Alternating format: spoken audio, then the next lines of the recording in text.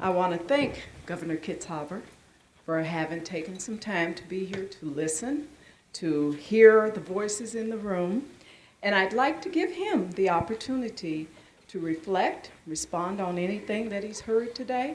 So please join me in welcoming the chair of the Oregon Education Investment Board and the governor of our great state, Dr. John Kitzhaber.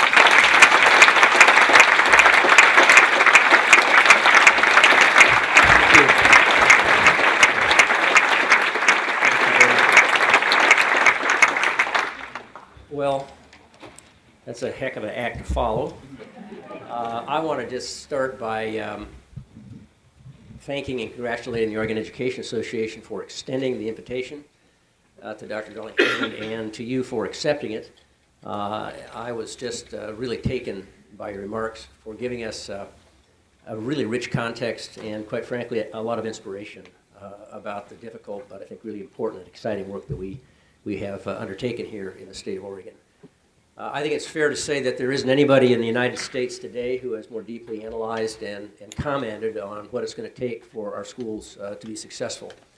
And as I'm sure all of us did during her comments, she brings a unique set of skills to this. She brings the analytical, scientific approach of a scientist. She brings the warmth of a humanist, and certainly the wisdom of a lifelong career teacher who has experienced firsthand the challenges and opportunities facing our school system.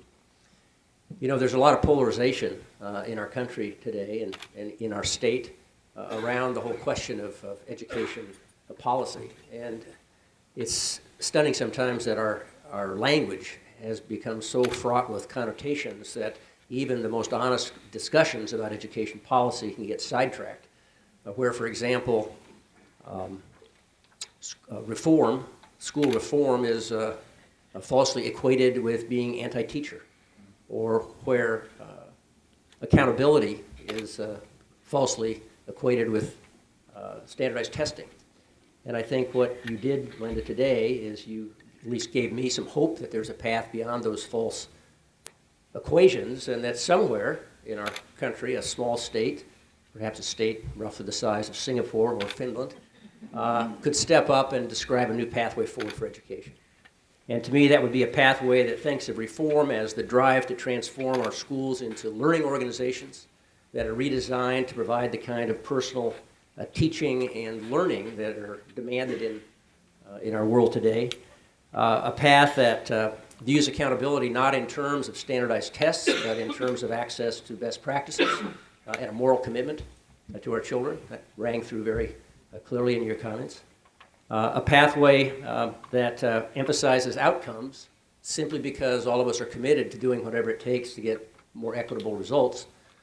And finally, a pathway that recognizes that you can't flog organizations into excellence, and that the center point, the key to system-wide reform is situating the energy of parents and teachers and students at the very center of the reform effort, and the state then playing the role of reducing barriers and providing investments for success. I hope that small state is Oregon.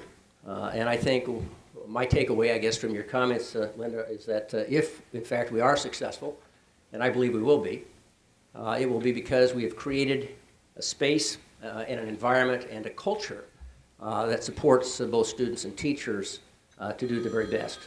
And I would be the first to acknowledge that we've got a long way to go in that department of Oregon, but my commitment to you is that I will do all I can to help create that space as we go forward together. So thank you very, very much for coming to Oregon, and thank you for having me up here for a few minutes.